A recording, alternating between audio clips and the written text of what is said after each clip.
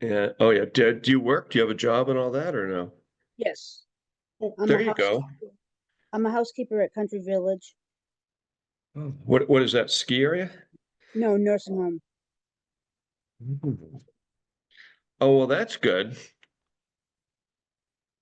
So you're good. I mean, Yeah, I go to meetings, but tonight I was too lazy to go out, so I said I'm going online. you're going out tonight? Where are you going? No, I said I was too lazy to go to a AA Oh, meeting out, oh, okay. but I thought something maybe you were clicked. going, I thought maybe you were going to the disco or something.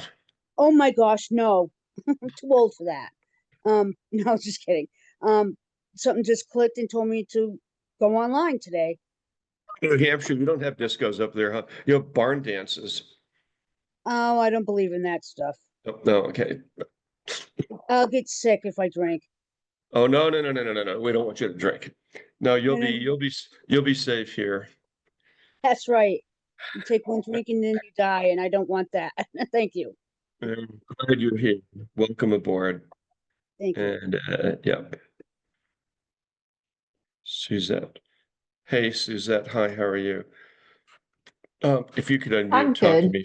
Yeah, I'm good. Sorry. I this was a last minute thing. I was supposed to be working tonight.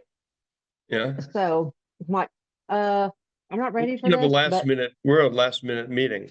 exactly. So there's that. Where are you Um, calling from and how long have you been sober? Indiana, and I relapsed.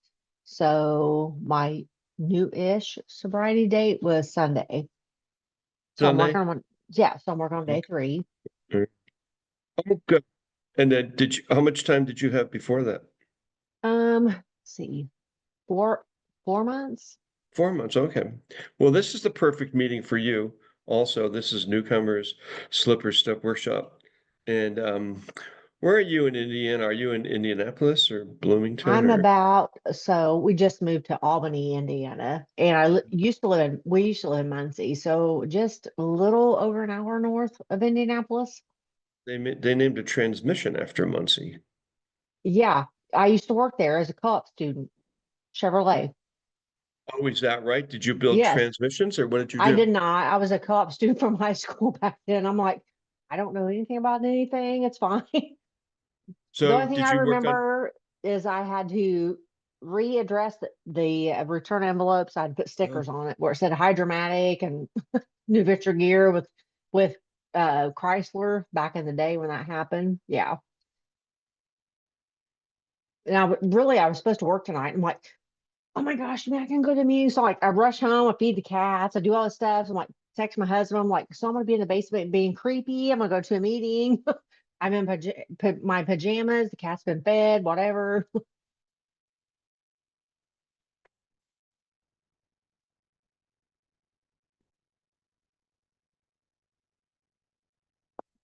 Well, see, I have a real cat. He thinks he like so he is supposed to be my husband's cat. He loves me. I don't even know why.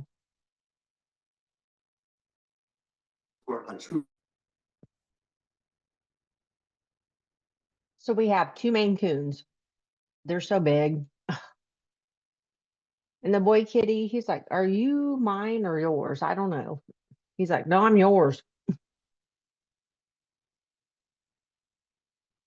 Jan, you're muted. what son of a bitch muted me? Okay. Anyways, glad you're here. Did you mute me? I Oh, would maybe. never. Where's Sarah?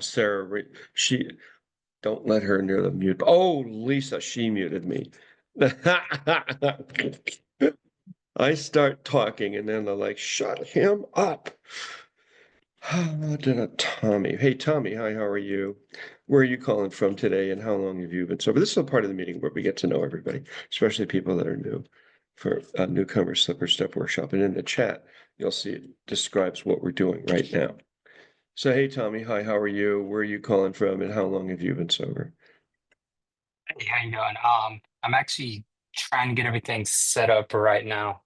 Okay. Well, where are you calling from and how long are you sober? Just tell me that. I've been sober about 30 days, 29 days, Okay. and been through this before. Been in the What state are you? program.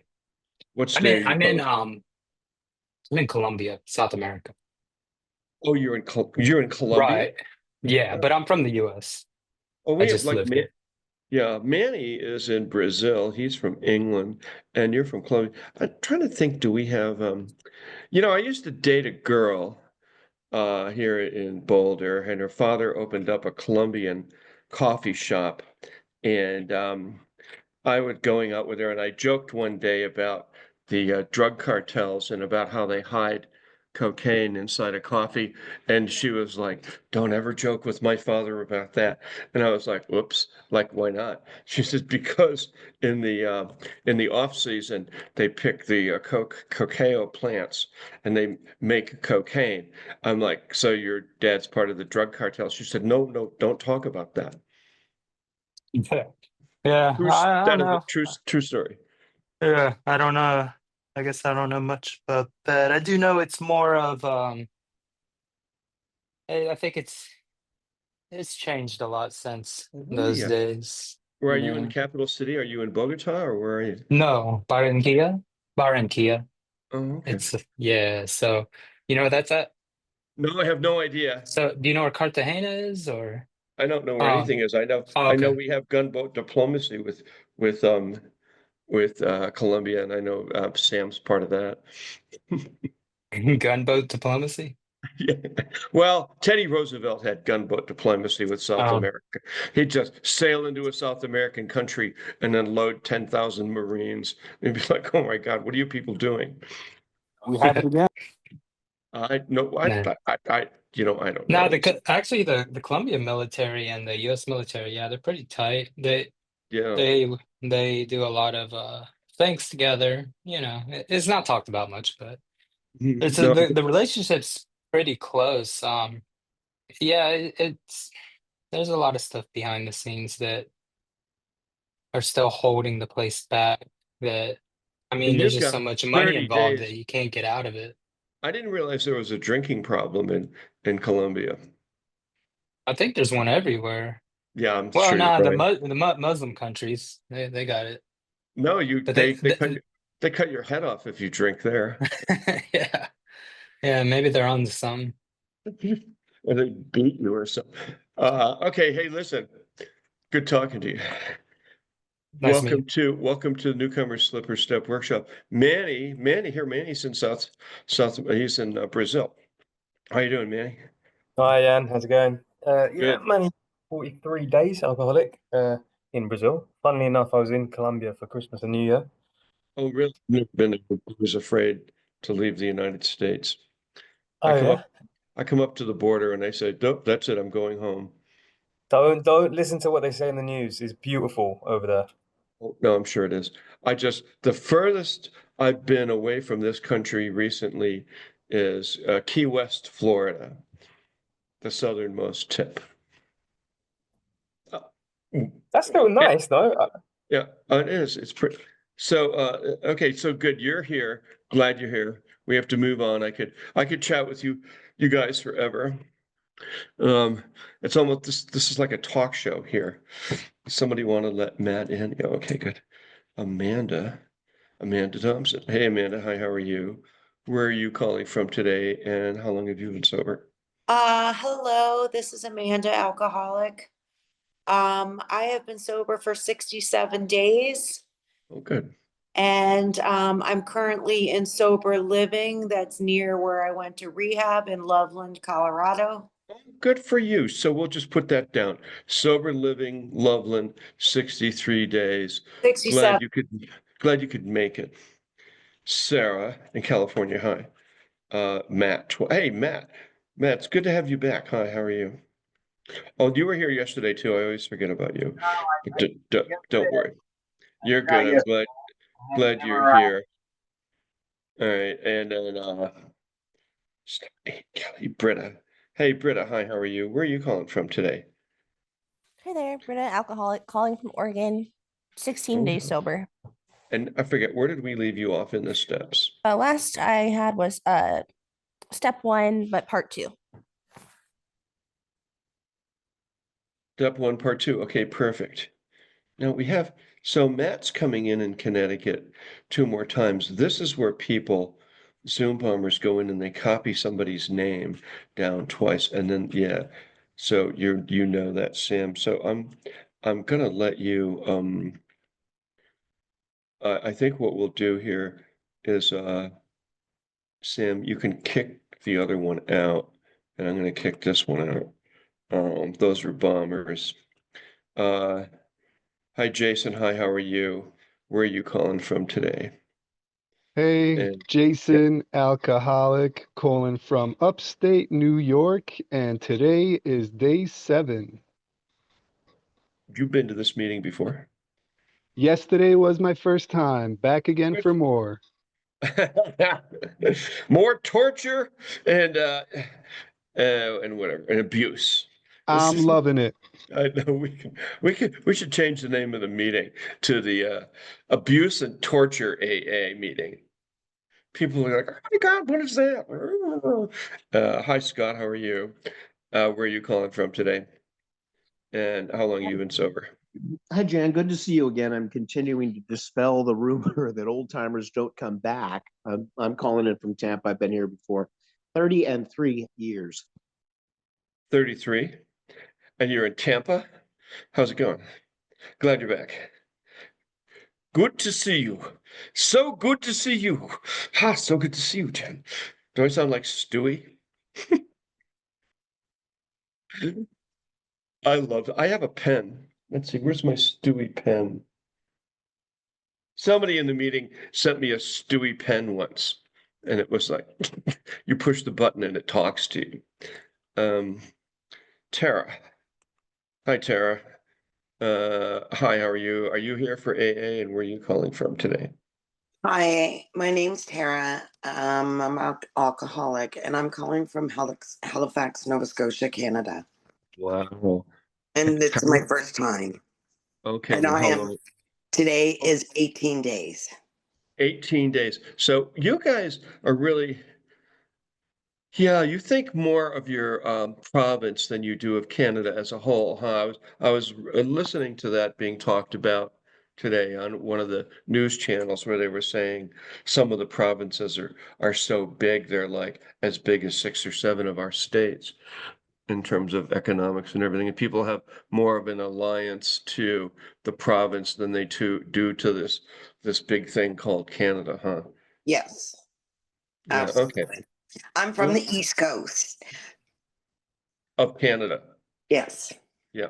Well, I'm Yes. starting to learn that. We have a lot of Canadians that come to this meeting, and then some people are pretty much like adamant, like Nova Scotia or wherever they're from. And I'm like, Oh no, I'm happy to be just from Canada. yeah, and be sober, huh? Okay. And Well, sober. hey, glad you're here. Welcome aboard. Fahad, how's it going, Fahad? Where are you calling from, and how long have you been sober? I'll guess you're calling from. I don't know. Where are you calling from? We have somebody here from Colombia today, Brazil. Yesterday we had a guy from Israel, Matt, and that's the first time in a long time. We've had someone, a guy used to come regularly from Jerusalem. He was an American from Jerusalem, though. So, Fahad, how's it going? Where are you calling from, and how long have you been sober? Hello, my name is Fahad. I'm actually just a work listening. Thank you. Well, where are you calling from, and how long are you sober? I'm in DC, Maryland area. Okay. 2 years and 3 months. 2 years, 3 months. This is your first time to this meeting, huh? Yep. All right. Glad you're here. Do you still have a job or did they fire you yet? I'm Down here there? working right now. Oh, you are? What Yeah. do you do? Do you work for the US government or you No, work for sales. Oh, sales. What do you sell? Computers? Jewelry? Lexus. What did you say? Cars. Oh, you sell cars. Oh, did you say Lexus? Yes. Whoa. Those are big, huh? Are you originally from like the Middle East, someplace like, I don't know, Syria, Iran, Egypt. Egypt? Here in Boulder, we have the University of Colorado, and there are a lot of students that come from like Saudi Arabia or whatever, Muslim kids that come from overseas, and they all go to one coffee shop. They're always there studying. And when you go there, outside you see all these brand new Mustangs, Jeeps, Lexus, very expensive cars. And when you walk in, they're all dressed fashionably, And so I went over and talked to all of them one day, and they started telling me where they were from and all of that. They don't drink; they just drink coffee. They go to what's the famous American coffee shop, Matt? What's it called? Starbucks. Starbucks. Yeah, they all go to Yes. Starbucks. Starbucks. Yeah. Does this ring a bell? Oh yeah. I could hear you laughing in the background. It's like that all over the USA, right? Yeah. All right. So hey, good, Fahad. Good. Glad you're here. Welcome aboard. Thank you. Sure thing. Ryan, Lisa Joy. Hey, Lisa Joy. I thought we talked to her. Hey, Lisa. Hi, how are you? Where are you calling from today, and how long have you been sober? Hi, Jan, I'm back. I have 7 months. You guys launched me this summer, and I just want to come back and say hi. Oh my God. So you have 7 months. And where are you in Colorado? Outside Durango. Oh, I'm the chicken Durango. lady. Oh, you're the chicken lady. Yeah. This is Matt, not the it's the chicken lady. The chicken lady is back. This is big. You have seven. You have 7 months. I do. Yeah, really, and you're not causing any trouble or anything, No, leading meetings, things are going great. and you're sober. I am. Wow, wow. And how are the chickens? They're doing good if I can keep them alive. Why do the coyotes come in and eat them or something, or cat dogs? Yeah. Oh, Bears. Yeah. oh, oh. That's right. You just came through winter, so you're in kind of the high plains or mountains, huh? So you have a lot of snow, don't you? Yeah, actually, I'm at 7,500 feet in the woods. So, Yeah. yeah. Okay, Matt, put in there "chicken lady" in quotes. We'll remember who that is. Anyways, glad you're here. Hi. Hmm. Da, da, da, da. You remember Lisa? Do you remember Lisa, the chicken lady? Yes, you know. What do you mean? Okay, do you, Rebecca? Yeah. Oh, where's Preston? He remembers her. He's Preston. Preston, you remember the chicken lady, huh? Yeah, absolutely. I'm glad she's still sober and doing good. That's awesome. Yeah, chicken lady. That's cool. That we have to be kind to it. Won't be. I know. That is an affectionate term. First chicken rancher I ever met. But oh, really? And you must be making a lot of money because the price of eggs have gone crazy. Okay, I digress. Uh, hey, David H, how are you in New York? And Hi. you have one day. You've been to this meeting before, or is this your first No, time in? this is my first meeting. I got sober about, sorry, 2 years ago and stayed sober for like almost a year. Yeah. And then began to slip gradually. And it's not a new, it's not a new story. It's a very old story. I was just reading Living Sober this morning. It's my story again. Yeah. How old are you now? 56. 56. Well, it's time to cut that shit out because you're Yeah, you're that's what too old. You're too old to be doing that. yeah. Because you know what whatever. You know what happens. But you've come Well, to the no, right. not really. I mean, I suspect what happens, but I don't know it. Well, you end up in a wheelchair drooling, thinking, Oh, "Oh, that's why did I pick up that bottle of vodka?" But I have to tell you, okay. this is a great meeting for you. This is called Newcomer Slippers Step Workshop. Yeah. And My sponsor suggested I find a step meeting, yep, and here it is.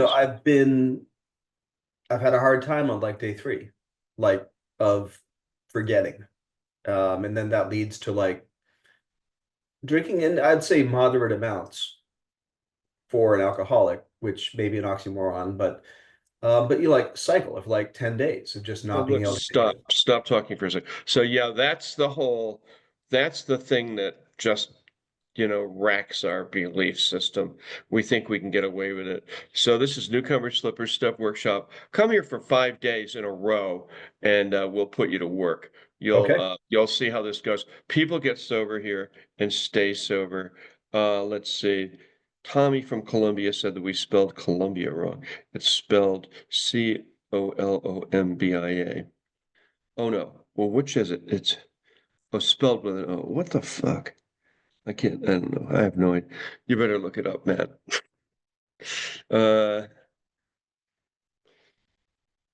I'll take the RX 350. Oh, Fahad, Scott is putting in an order for you. This will be the first time at this meeting. I thought I was on the meeting. I sold a guy a car. Okay. Won't be the first time that happened. Chrissy, hi Chrissy, how are you? Right now we're clearing the room of Zoom bombers and kind of getting to know everybody who's new. Hello, and everyone. Chrissy, alcoholic from Alabama. 8 days Bama. sober. Oh, really? So you have the red wave there, right? Yeah. Did you go to Bama? Are you saying roll tide or? Oh my God. So okay. No, Well, actually, glad I'm you're here. a Michigan fan Okay. We don't get a lot of people from Alabama here. You know why? because they like to drink. Yeah, they're all moonshiners and they end up in prison and they won't let them come on the meeting from the penitentiary. Well, not this one. No, I'm no, happy not to be here. No, hey, I'm really glad you're here too. Okay. Welcome aboard. I love that joke word. Tamer. Tamer? Or is it tamer? How do you pronounce it, Lisa? Tamer or tamer? So, Tamer, hi, how are you? Come on in and talk to me for a second, please. Are you here for the AA meeting? Sometimes people come and they think it's the auto association, and I'm like, nope. We actually did have somebody. Hey, Lisa, we actually did have somebody come. They thought it was an auto association meeting. I then proceeded to tell them how to fix their carburetor. That was off. So, Tamer, how you doing? I'm all right. How are you doing? Good. Where are you calling from, and how long are you sober? I'm calling from Toledo, Ohio. Okay. And how long are you sober? Do you have anything? Any days? Day one or more? No, I'm trying to start. I'm trying to begin. Oh, you are? Okay. This is the perfect meeting for you. So you're in Toledo and working on day one is what we call it. This is the perfect meeting for you. So hang out. We'll explain everything in a little bit. Chris W., hi, how are you? And where are you calling from today? Hey, Chris, what's up? What's up? What's up? If you could come in, talk to me, please, for one second. Jan to Chris. Okay. Did I get everybody for the most part? I did. All right. So, Lisa, if you could put everything, or Sam, put everything up to read and chat, you guys can follow along. Mike, just for today, and bringing a brother for the first time. Oh, it's Tamer. Hi, Tamer. How you doing? Okay. Well, glad you're here. And welcome aboard. And then Matt, for the other thing I'm gonna do is I'm gonna turn on your pictures. Okay. There's your profile picture, and you can now turn your cameras on. We screen all that in the beginning because we get so many Zoom bombers in here. And Rebecca, if you keep your eye on the room, please. And over to you, Matt, in wherever he is, Upper New York State. That's right. Okay, Mad Alcoholic, welcome to Newcomer Slipper Step Workshop. If you're new to AA or coming back, this meeting is for you. This group is exactly what the name says, a workshop. We read 6 AA books, work the steps, sponsor you, and give writing and reading assignments. We'll teach you an AA program. We move right along here and people get well here. Newcomer Slipper Step Workshop is a step workshop. Unlike most AA meetings, it's not a speaker's meeting nor a discussion meeting. It's more like a class, AA 101, AA University. You want to have the attitude of learning and do the assigned reading and writing on the steps. We'll take you through the steps and AA books in short order. So if you're looking for guidance and direction in an AA program, this meeting is for you.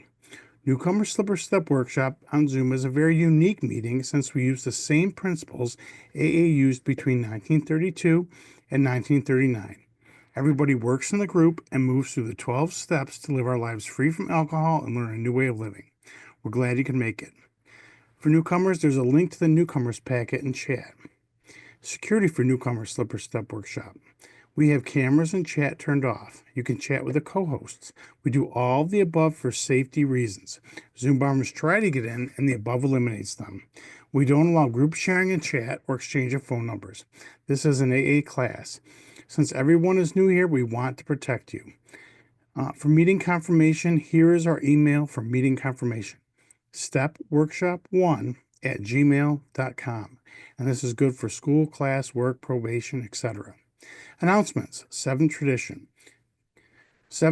contributions. You can make donations to @Jann-Scott in Venmo or using the Cash App Jack Fox 111999 or using PayPal Good for International to JannScottLive@gmail.com 720-646-6131. Contributions go to pay for Zoom, Boulder 1AA and Boulder County AA, OIO AA Intergroup, and Father Terry's work. We offer free books to those in need. We spend about $350 a month every month. Suggested donations are $1 to $2 per meeting or the price of a 12-pack of Bud, 12 ounces per month. This group meets daily with the following formats. Monday is 12 by 12 step study. Tuesday's Big Book. Wednesday, as Bill sees it, Sunglass Wednesday. Thursday, Came to Believe, and it's Dog Thursday. Friday's open, Chair picks the topic, and it's Cat Friday. Saturday, Living Sober, and Sunday, Daily Reflections. AA Preamble. Alcoholics Anonymous is a fellowship of people who share their experience, strength, and hope with each other that they may solve their common problem and help others to recover from alcoholism. The only requirement for membership is a desire to stop drinking. There are no dues or fees for AA membership. We're self-supporting through our own contributions. AA is not allied with any sect, denomination, politics, organization, or institution, does not wish to engage in any controversy, neither endorses nor opposes any causes. Our primary purpose is to stay sober and help other alcoholics to achieve sobriety. Please join me in the Serenity Prayer. God, grant me the serenity to accept the things I cannot change, courage to change the things I can, and wisdom to know the difference. If you're new to this meeting, please come for 5 days and see how you like it, and then we'll put you to work. Note this meeting is recorded with audio only for our podcast on YouTube channel. No video pictures or names are shown. No one will even know you're here. Our podcast is YouTube channel, Newcomer Slipper Step Workshop AA Meeting. And there's a link to the YouTube in chat. And finally, everyone, please introduce yourself as an alcoholic when speaking, and thanks for being here. With that, back to you, Jay, in the studio. Hey, okay, thanks, Matt. In New York City, it looks like. So hey everybody, I'm Jann Alcoholic, and let's see. Today is Tuesday, and we read from the Big Book on Tuesday. And where did we leave off last Tuesday? Does anybody remember? I know we were working on certain early chapters. Do you remember? I show chapter 3 on page 30. Which would be more about alcoholism. Okay, more about okay, good, more about alcoholism. Let's start with that. Would you put a link up, please, to more about alcoholism in chat? You guys can follow along if you want to. And for those of you who have the book, it's on page 30 in the Big Book. And would you, especially if you have the book, prefer to have people read from the book. When you read from the internet, people have a difficult time reading. So raise your hand if you have the AA book and you want to read.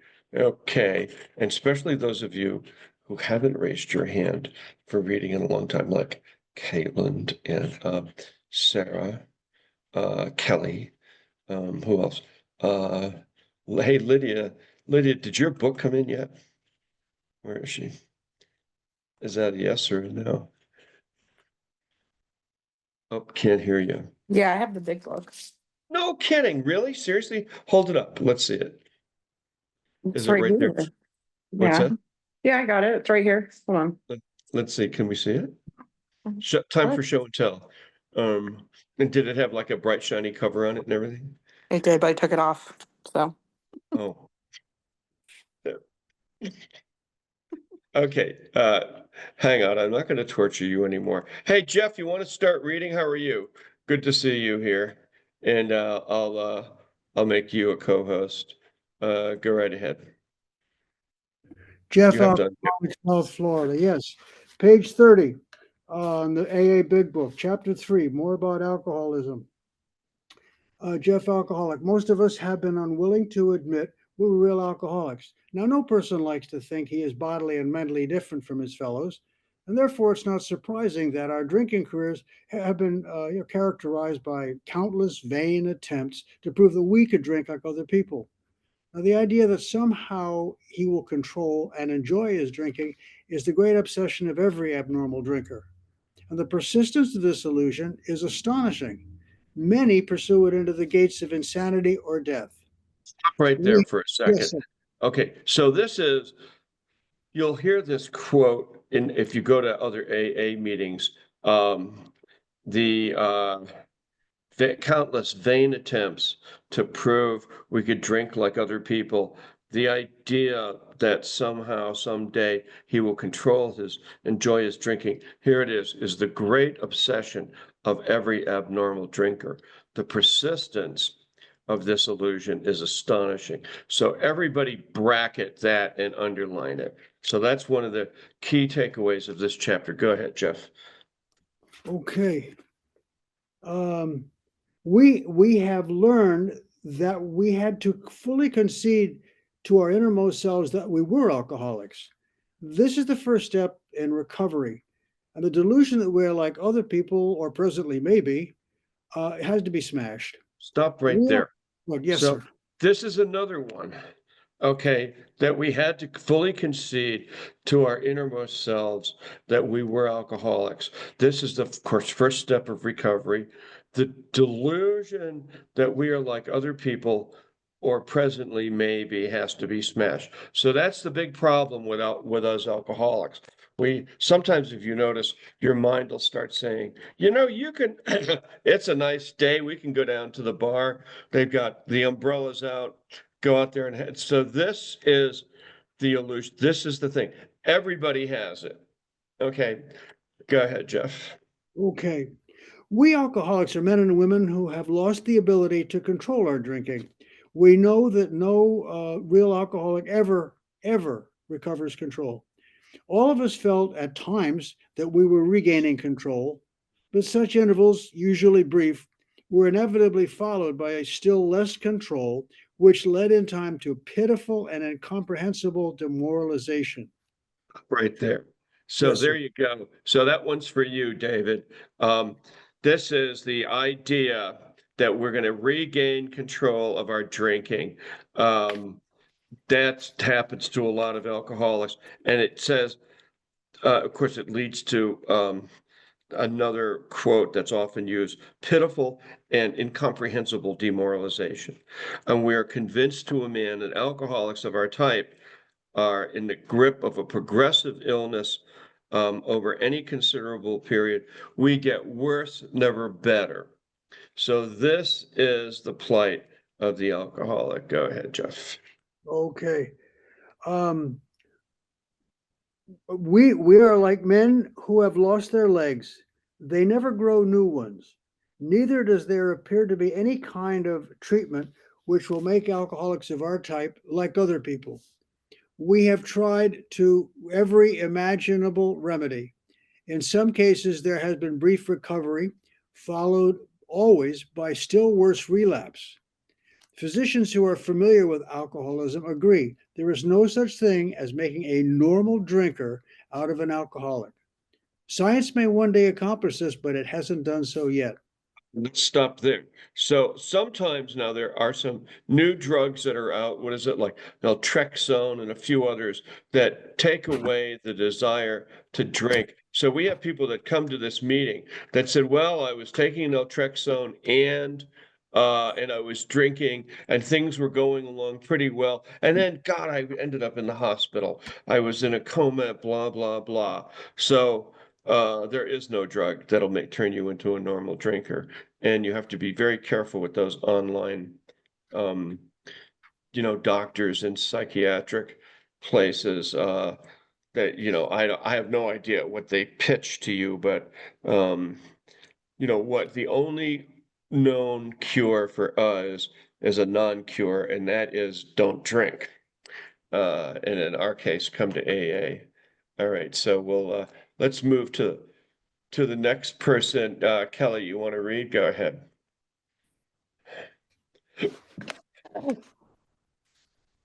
Kelly, alcoholic. Despite all we can say, many who are real alcoholics are not going to believe that they are in that class.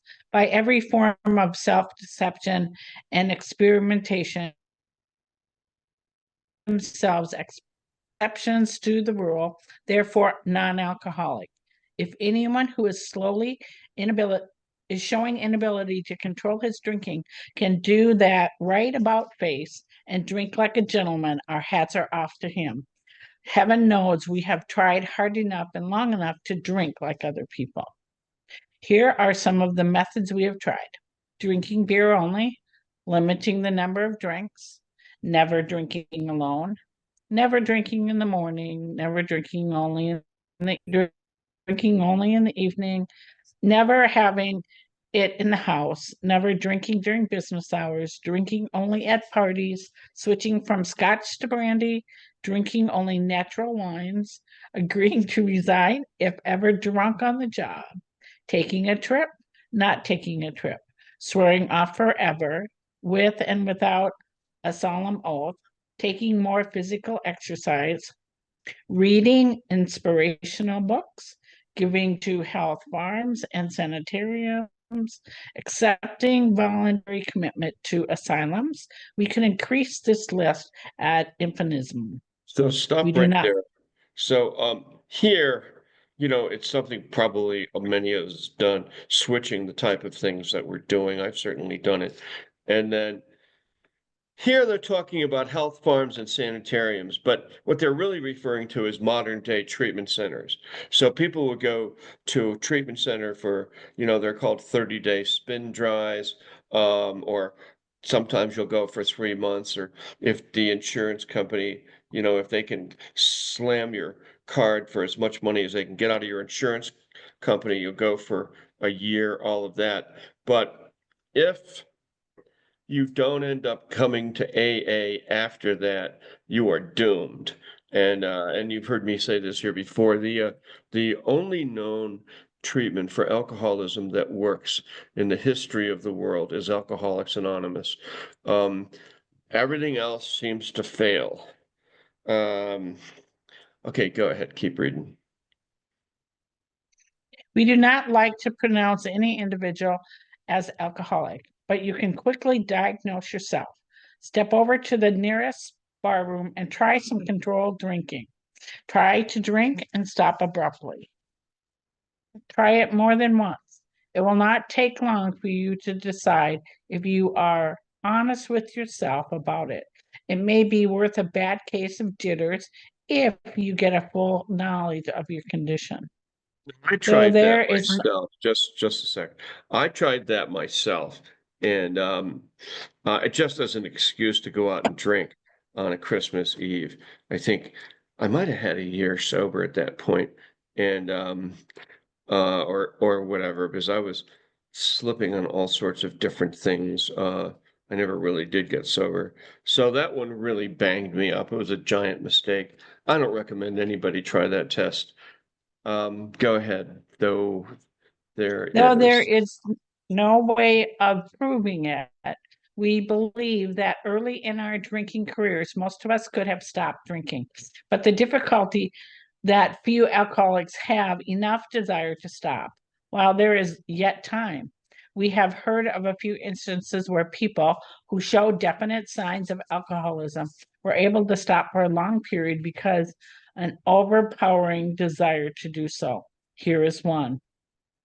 A man of 30 was doing a great deal of spree drinking. He was very nervous in the morning after these bouts and quieted himself with more liquor. He was ambitious to succeed in business, but saw that he would get nowhere if he drank at all.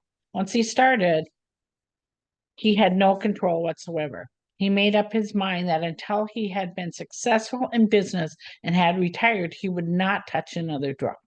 An exceptional man, he remained bone dry for 25 years and retired at the age of 55 after a successful and happy business career. Then he fell victim to a belief which practically every alcoholic has, that his long period of sobriety and self-discipline had qualified him to drink with other men. Out came his carpet slippers and a bottle. In 2 months, he was in a hospital, puzzled and humiliated. He tried to regulate his drinking for a while, made several trips to the hospital meantime. Then, gathering all of his forces, he attempted to stop altogether and found he could not. Every means of solving his problem, which money could buy, was at his disposal. Every attempt failed.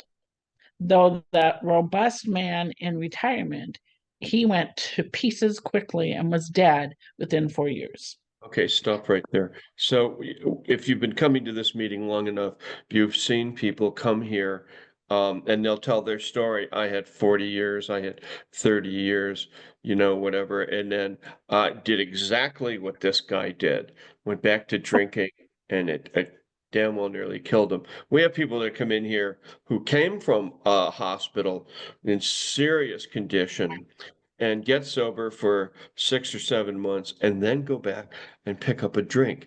My job was too much pressure. I wasn't going to enough. Da, da, da, da, da. And then they're right back in the hospital again. So such a dangerous situation.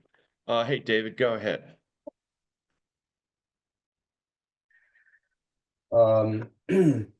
Sorry, dead at 4 years, right? This yeah. case. Yeah, this case contains a powerful lesson. Most of us have believed that if we remained sober for a long stretch, we could therefore drink normally. But here is a man who at 55 years found he was just where he had left off at 30.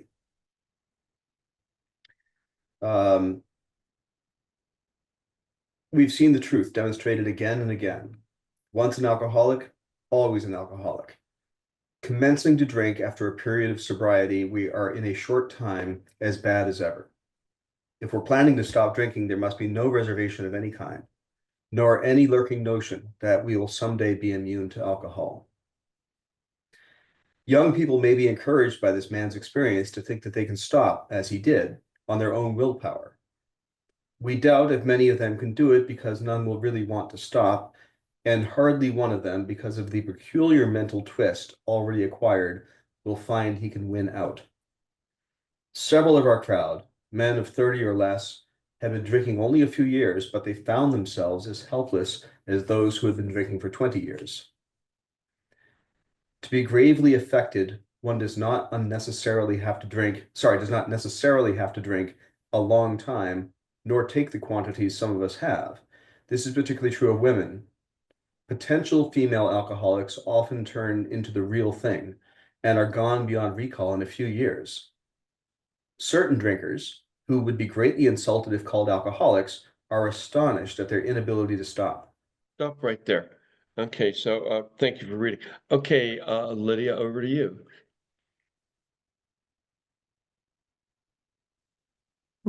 I lost where we were. Sorry. We who are familiar at the bottom of 33, last sentence. We who are familiar with the symptoms see large numbers of potential alcoholics among young people everywhere. We try to get them to see it.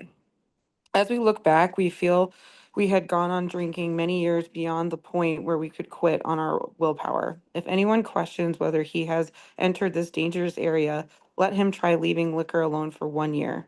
If he is a real alcoholic and very far advanced, there is a scant chance of success. In the early days of our drinking, we occasionally remained sober for a year or more, becoming serious drinkers again later. Though you may, though you may be able to stop for a considerable period, you may yet be a potential alcoholic. We think few to whom this book will appeal can stay dry anything like a year. Some will be drunk the day after making their resolutions, most of them within a few weeks. Stop right there. So the thing they don't say is, if you come to AA meetings, if you come to this meeting for a year, your chances of permanently staying sober are excellent. So they they wrote this book in 39, and then people bought it from around the country or around the world. So they were alone with no AA. It's different now because we have meetings everywhere, like this one. So you can come to this meeting as an example and stay sober. And we have a lot of people here that are proof of that. Okay, carry on. For those who are unable to drink moderately, the question is how to stop altogether. We are assuming, of course, that the reader desires to stop. Whether such a person can quit upon a non-spiritual basis depends upon the extent to which he has already lost the power to choose whether he will drink or not. Many of us felt that we had plenty of character. There was a tremendous urge to cease forever, yet we found it impossible. This is the baffling feature of alcoholism as we know it. This utter inability to leave alone, no matter how great the necessity or the wish. Let me talk about this for a minute. So this paragraph, it talks about, it's the alcoholism as I see it is it's a form of mental illness. Your mind gets changed. So back in the deep recesses of your mind, without some kind of program like this one, we start thinking, maybe I can have a drink. We don't want to think that. It just starts. And then we go out and we pick up the drink. So in AA, we have this 12-step process that teaches us how to live our lives without drinking. And part of it is this thing called the spiritual dynamic. What is that? It's calling upon the power of good, the force, the universal life force, key, whatever you want to call it. They tapped into it, and we tap into it here, and by coming to meetings and doing what we're doing now, it gives us the ability to stay sober. So remember, again, AA is the only program in the history of humankind that has actually worked for alcoholics. Okay, go ahead, keep reading. How then shall we help our reader determine to their own satisfaction whether they are one of us? The experiment of quitting for a period of time will be helpful, but we think that he can render an even greater service to alcoholic sufferers and perhaps to the medical fraternity. So we shall describe some of the mental states that precede a relapse into drinking, for obviously this is the crux of the problem. What sort of thinking dominates an alcoholic who repeats time after time the desperate experiment of the first drink? Friends who have reasoned with him after a spree which has brought him to the point of divorce or bankruptcy are mystified when he walks directly into a saloon. Why does he? Of what is he thinking? Our first Stop right there. example. Okay, stop there. So, this is the thing, the first drink. So the mind starts and says, it's a nice day, it's 70 degrees. Oh, I'm walking down the mall, outside, people are smiling, they're laughing, they're having a drink. I'm depressed. I need to get out of where I am. And so we go over, we go to the bar, we order the drink, and bam, we're back in it again. So we don't take the first drink. That's the hardest thing for us to not do. So we're going to stop there. Everybody mark your page 35. We'll pick it up next Tuesday. But I want to go over to Jeff. So Jeff, your comments on this, what we've read so far. I know you have a lot to say about it. 39 years. Jeff Alcoholic. Yes, this is me. I thought I could, this program I was sold on it, when I walked in. But then after I started, going to meetings every day, and I said to myself, well, I'm learning about my disease, and I think I have a chance, So I picked up a drink. I know a little bit more about. I won't drink this way. I won't drink that way. I'll drink. I've learned a lot from AA. It was absolute insane and arrogant thinking. I was right back to where I was in that first the first time, and it didn't take me a long time, but that just one night of drinking, and I did that twice in the first 6 months after swearing that I understood the first step, that I was powerless over alcohol. So yes, Jeff, what about the first drink? Oh, the first drink, yeah, that sets off a series of events that I have no control over. It leads to however many drinks the alcohol wants to take me through. Wait, stay with Powerless. me. Can't you just go over to just not get drunk? Just go step over to one of the nice bars down there where you live in South Beach, and just go on in and have a Mai Tai, or have a run, skip, and go naked, or have a gin and tonic. Wouldn't that be great? Impossible for this alcoholic. Impossible. That drink will take me however many days out, or wherever it wants to lead me. I have no power. No power. Yes, it Why would. can't you just quit after one? Because I'm powerless over alcohol. I am what you call an alcoholic. I am not a problem drinker or anything. I am an alcoholic. I'm not a man who drinks too much, too long, too often. I am an alcoholic. I'm sickness of body and mind it leaves me no control over alcohol. Yet the desire, if I'm not in this program, would be there. This program takes away the desire. There's some son of a bitch in here that's going, I know I can step into that nice outdoor bar. I think I'm going to go surfing, and I'm going to have one drink. Chaz, 30 years. Yeah, Chaz, alcoholic. Well, the problem is, when I started drinking, I had, because it's a medical condition, it's a mental obsession. You can't fight a mental obsession. No matter how much I said I didn't want to drink, I just couldn't stop. I just, I tried, I cried, I did all that, but I couldn't do it. I thought it says in the big book, as Jeff will probably tell us, that there were times that I thought I could regain control and that I wouldn't do it. I promised my daughter she'd get home from high school and I'd be lying in vomit. I would have messed my pants as well. I'm sorry to say that, but I had no control over my mental condition, my spiritual, or my physical. And I was gone for all money. And the only way I got out of it was that I fell down in the kitchen and I cried out to God, who I was angry with and didn't believe in. Help me, I can't help myself anymore. And through circumstances from that prayer, I went to a detox. They said to me, it's abstinence one day at a time for the rest of your life, and you have to go to AA. And something happened to me. And I knew that I didn't want to be that rat bag anymore. I wanted to feel good about myself. I wanted to be sober.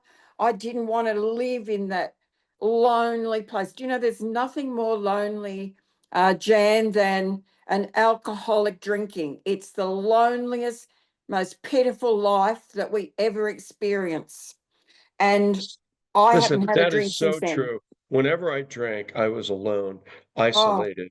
I did not, I wasn't really gregarious. I wanted to be. I wanted to socialize and I wanted to yeah. have fun, but what would happen to me would be everybody. The walls would come in on me, and I would find myself sitting in a bar, staring and drinking. And I'm like, oh my God, I've become that person, that lonely person in the bar. How could this be? There's a band playing, people are dancing and having fun. And wait, I can't stand up. What is going on here? How much did I drink? um, I don't want to be this person, but I am. And the next morning would come and I'd say, I am not going to drink today. How many people have said that? Not drinking today. And And by 11 o'clock, this hand would start shaking, and then they both start shaking, and I would have to have something. It's the plight of the alcoholic. And finally, you know, what I did was on February 12th, 1975, I picked up the phone after being asked to leave a bar at 8 o'clock on a Saturday night. And I called Alcoholics Anonymous, and a guy by the name of Bill answered the phone, and he said, "Yo," I said, "Well, I think I have a drinking problem." And I told him about what happened. So he turned around and he told me his story. And I was like, boy, this sounds a lot like me. And he said, well, you know, we'll have a meeting tomorrow, Sunday at 2 o'clock. And he said, why don't you go to that meeting? It was right down on Pearl Street. So I said, okay, I'll do it. And I did. I got up Sunday morning and took a shower, all that sort of thing, tried to straighten myself out.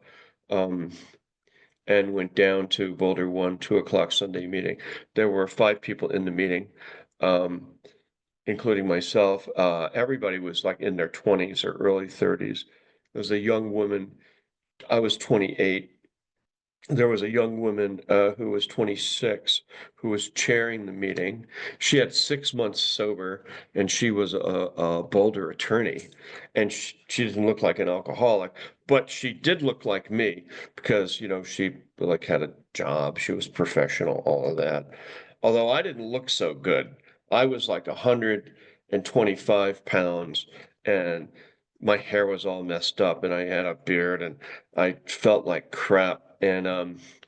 Uh and so I listened to what these people in the meeting shared, and I thought, boy, this is me. I instantly identified with AA. Everything they talked about, everything that Jeff talked about and Chaz talked about, I identified with that. And I thought, this is me. And these people are talking honestly about, you know, their own drinking. I thought I was the only one who drank like this. I did not think anybody else felt the way like I felt on the inside.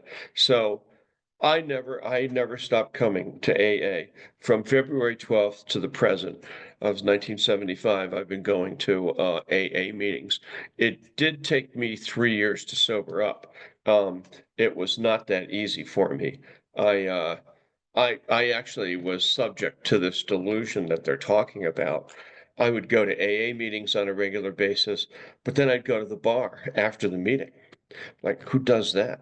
I'd walk into the bar at, you know, 10:30 and go there. And then I decided I don't want to do that anymore. And then I started hitting doctor's offices for prescriptions to treat my alcoholism. So then I ended up with a drug problem and an alcohol problem.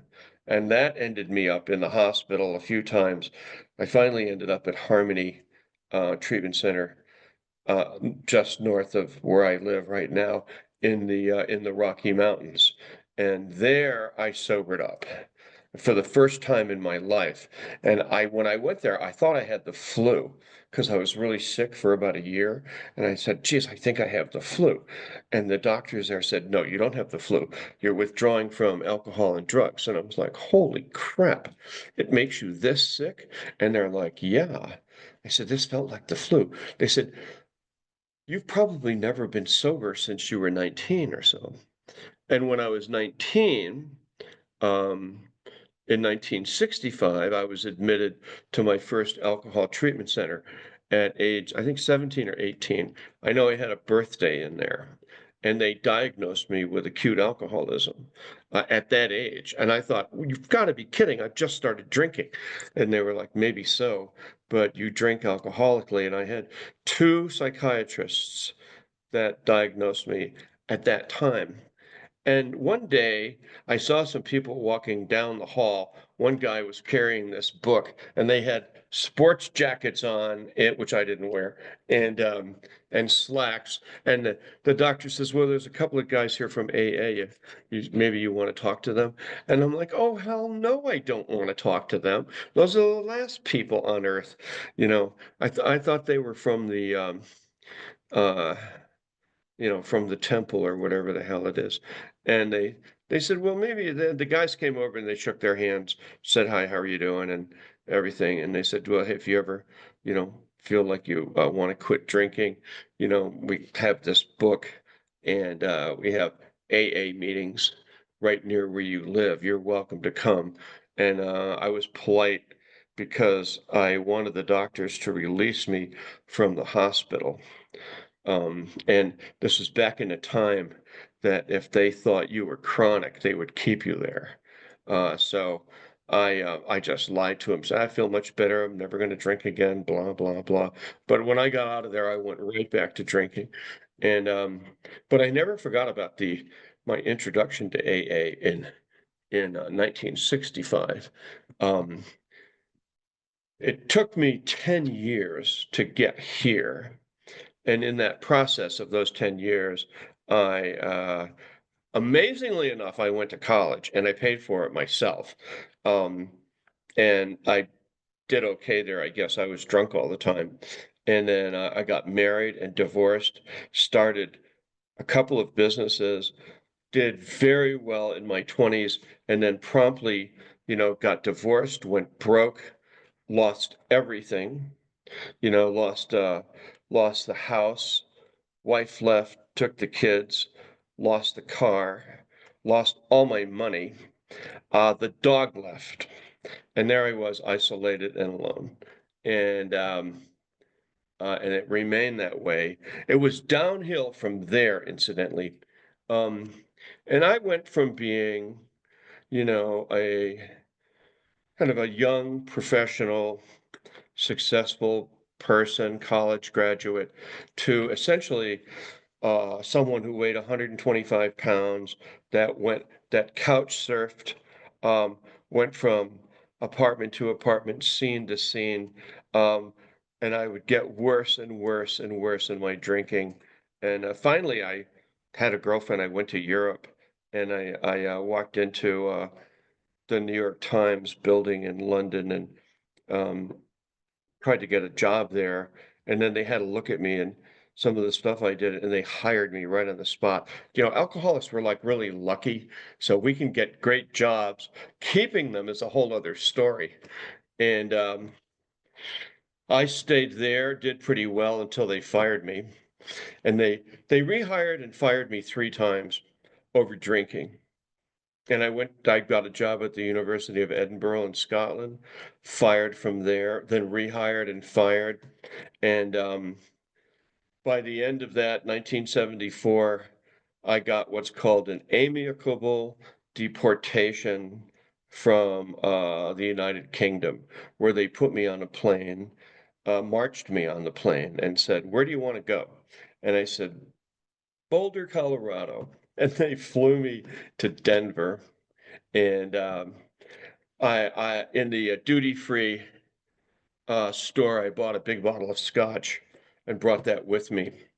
And that somehow lasted me till I got to Denver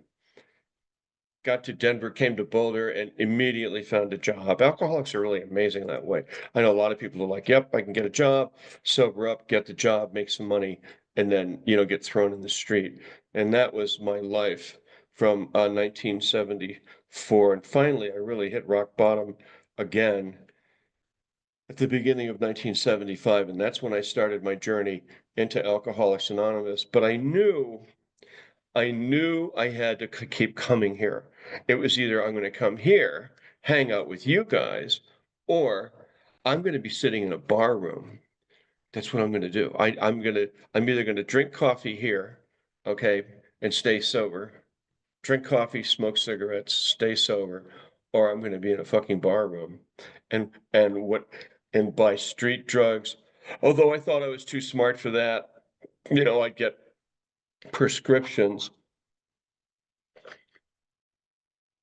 water. But in 50 years, not much has changed. And I'm still this creature. I still have this alcoholic thinking, So to try to whittle it down and to focus it a little bit more, I say, okay, and a lot of people do. That's why you see so many people going to AA meetings regularly, because they're like, okay, they just know if we don't come here, we're going to bust out and go to the damn liquor store or go to the wherever the hell we go and drink, right? Jeff, isn't that the way it is? Yes, we are left, Jeff alcoholic, they say early on, especially they say in this rooms, I heard an alcoholic by himself is in bad company, or an alcoholic alone is in bad company, taking the gender out. Yeah. Yeah, I said we're programmed to do that until we let the steps work and take that away. And then we got to be around the program and other alcoholics to just remember that. And you just kept coming, huh? You didn't have to keep coming. No one remanded me. Because I lied and I was arrogant and didn't realize that first time around that I was powerless over alcohol and that I was pissing in the face, excuse me, of this God-given program. You see, and once I realized that, I just kept coming. Chaz, you could have remained a surfer girl, a beach girl in Sydney, Australia, but you kept coming to AA meetings. Right. Oh my God. I fell in love with AA the first meeting. And do you know why? You remember how I said to you a moment ago, Jan, that the loneliness. Well, when I got off the bus, that bus in that detox and went to my first meeting, I can still remember this woman, Dorothea. She'd had her leg amputated and she still came to AA. Her son had committed suicide and she put her arm around me and she said to me, darling, she said, this is your new home. We love you. And she just held me and I wept and wept and wept. And you know what? It was that unconditional, pure love that made me fall in love with AA, and I was gone. I lost my husband in in recovery because of AA. I lost my dog, my daughter, my mother, because I put AA first. I didn't get a balance, but I just threw myself into AA, and I think it's all that money in the bank that I went for, like Jeff, that has kept me in great stead, and because of the love that I have. And you know what the main purpose why I'm in this meeting? I prayed 6 weeks ago that the Lord would put me somewhere that I could help someone. And I just feel so blessed. Even if I said one thing to you about, I love AA and I'm sober today and I love you, just keep coming back. We love you. Stop right there. Perfect. Okay. Yep. Now, for those of you who have already lost everything, like lost your wife, lost your job, lost your husband, lost your house, and you're restarting your life, this is perfect for you. There's a saying in AA, and the saying goes like this: it only helps if you lose everything. I'm like, what? But it did happen to me. I just lost everything. I fucking lost everything. I'm wandering around. Then I got to rebuild my life inside of AA. So I know some of you are kind of starting over. That's a good place to be. Thank your lucky stars for that. Okay, so Jeff, over to you. Not Jeff, but excuse me, Matt. Over to you, Matt, for the promises. Sure. Matt Alcoholic, these are the promises on page 83 of the Big Book. If we're painstaking about this phase of our development, we'll be amazed before we are halfway through. We're going to know a new freedom and a new happiness. We'll not regret the past, nor wish to shut the door on it. We'll comprehend the word serenity and we'll know peace. No matter how far down the scale we have gone, we will see how our experience can benefit others. That feeling of uselessness and self-pity will disappear. We'll lose interest in selfish things and gain interest in our fellows. Self-seeking will slip away. Our whole attitude and outlook upon life will change. Fear of people and of economic insecurity will leave us. We'll intuitively know how to handle situations which used to baffle us. We'll suddenly realize that God is doing for us what we could not do for ourselves. Are these extravagant promises? We think not. They're being fulfilled among us, sometimes quickly, sometimes slowly. They'll always materialize if we work for them. Hey, thank you. Here comes the serenity prayer. It goes like this. God, grant me the serenity to accept the things I cannot change, courage to change the things I can, and the wisdom to know the difference. And if anybody has any questions or about AA or this meeting, especially those of you who are new and counting days, go right ahead and ask. So, and those of you guys who are like really new that are here, good, glad you're here because this is this whole meeting is, it's actually designed for you. How do I get, my feet back on the ground, quit drinking, get sober, have a transformational experience that AA delivers, and have my life reordered in a in a good way. Yeah, so were you gonna ask something, Chrissy? How are you doing, kid? Yeah, no, it is an amazing meeting. Definitely. Hey, Joe, how did it go in court today? I know you went. You're not in jail. You're here, so that's a good sign. I am not in jail. It is done, and thank you for asking. So what happened? Yeah. I am here now because I choose to be, not because I need to. Yeah. It's always that way. No, I no longer have to go to AA meetings. Keep it up. And they were very impressed. Were they? Yeah, they were. Did you get a gold star or anything? I didn't get a gold star, but I will say that my attorney initially really did not like the fact that I was doing them online. Yeah. But when he realized I was consistently going into the same meetings, volunteering to do things, and taking an active role, that these are things you really don't do just to get a gold star. Well, that's good. Yeah. Excellent. So let's see. Hey, Lydia, did you send that letter that we talked about? Or are you still thinking about it?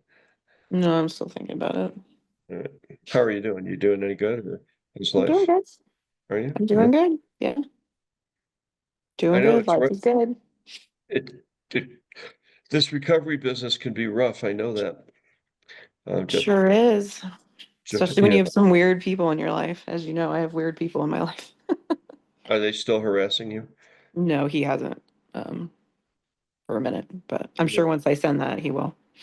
So You can, and the thing that I know for me personally is I just block those people.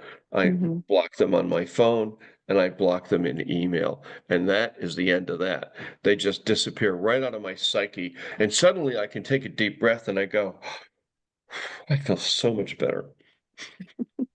You know who's been stalked in this room? Hey, raise your hand if you've been stalked. Okay, I'm the only one. Oh no, wait. Joe, you've been stalked. Who else? Oh yeah, Chrissy. So there you go. Yeah. Um, I worked in radio and TV for a long time. I used to have stalkers all the fucking time. And but so I kind of know about it. Who else is in here? Oh, so Britta, how are you doing? How did you like today's meeting? There you are. Hi. Are you All right. good? So, yes, sorry, I didn't have my microphone down. I'm doing well. I haven't read that chapter yet or that piece, so that was very enlightening to me, and I took some notes. So I'm Good, gonna. yeah. That chapter and the one before are two of the best about alcoholism in here. So when you start thinking that, hey, maybe I can have a drink, you read that and you realize that you're headed, into a brick wall at 130 miles an hour. I'll definitely bookmark that. Good, glad you're here. Kara, how about you? What did you like today's meeting? It was good. I enjoy every meeting. I keep coming back. Yeah, good, good. Nope, nope. Chrissy, how about you? How did you like today's meeting? It was amazing. It was a really good meeting, for sure. Yeah. It's exactly what I needed. You know, Good. Were when you you had said something, Mhm. I'm a nurse and no, I'm only 8 days out, but I was in the hospital last week and this wasn't my first time in the hospital. I want to say third, fourth. But when I left there with a whole prescription of just medicine. And I didn't fill any of them. And I went to a therapist myself yesterday. And I told her, I said, why is this not being addressed more? Why is AA not being pushed out the door instead of medication? Well, the thing is that there's a lot of atheists that run all of those health programs, and AA doesn't charge, and they can't make any money off of AA, and so they've recreated the wheel, so they're in direct conflict with AA. It's so But heartbreaking. well, anyways, you're welcome to come here. Come for 5 days. You know how to find us. We're Newcomer Slipper Step Workshop. Just Is that show up. what? Let me make a note of that because I had just jumped on the meeting, but I didn't actually. It was Hey, newcomers. Lisa, would you put our link to our meeting up for everyone, please? I'm sorry, I should have paid No, more no, it's attention. okay. You're doing the right thing here. And we have lots of nurses that come here, sometimes a doctor or two. And let's talk to Tara. Hey, Tara, in Nova Scotia, 18 days. How about you? How are you doing? Hi, everyone. I'm doing really well, actually. There's been a few things that have seriously gone wrong that would normally send me over the edge, and right to the liquor store. I got a detox a week ago yesterday, and it's only 7 days here. And the day after detox, I joined a program, like a day program. The very first day of my day program, I went to my very first AA meeting. Time ever? First time ever. So listen, we're also going to put up for you a link to what's called the Newcomers Packet. Okay, it has a bunch of information, pamphlets, etc., about AA. And my suggestion to you, if you can do it, is come here. This is for everybody.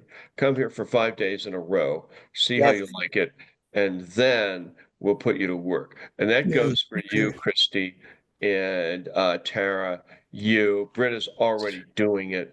So is Kara. And hey, Matt. So how'd you like today's meeting? Matt in Connecticut. Oh, can you hear me now? Here we go. Yeah. I enjoy it. I'm doing well. Hanging in there. More. Let's hear you talk for 2 minutes. Ready? 1, 2, 3, go. Who, me? Yes. Well, first of all, sorry I missed yesterday. I really just forgot.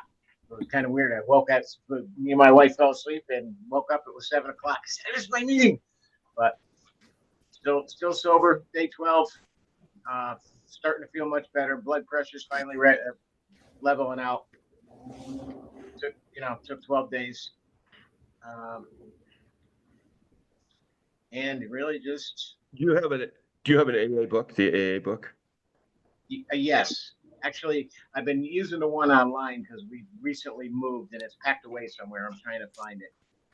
So I've been downloading everything. Thrift. Break into the storage and get it out. And a lot of people, you can always look behind the door because people often use them as door stops. I thought I knew where it was. Do you know how many people in here have used it as a door stop? Oh, I know where it is. It's behind the front door. I'm like, what?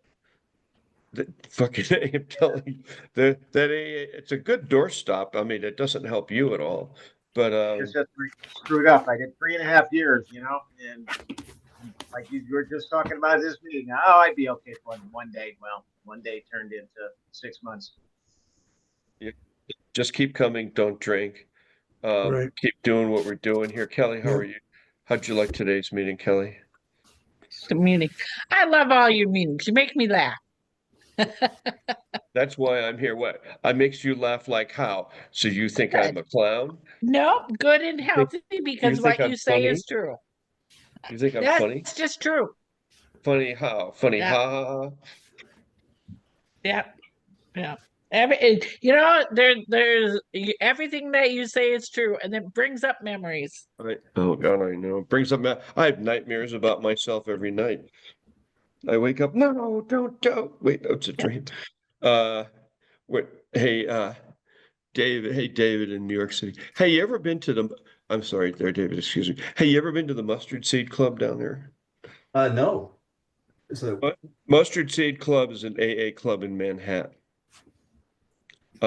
It's a very popular, well-known Yep. AA club. Have you been to AA before? yeah, I'm in Forest Hills, Queens, so I've gone to local meetings Oh here. yeah. Okay. Oh, I see. Hmm. And recently I've been going to a bunch of Zoom meetings, mostly speaker meetings. And I really like this meeting because and I've been to some big book meetings too, but um it's really, I We don't know, will more, teach, listen, we will teach you how to work the steps. Yeah, steps. yeah. Yeah. We'll take you through.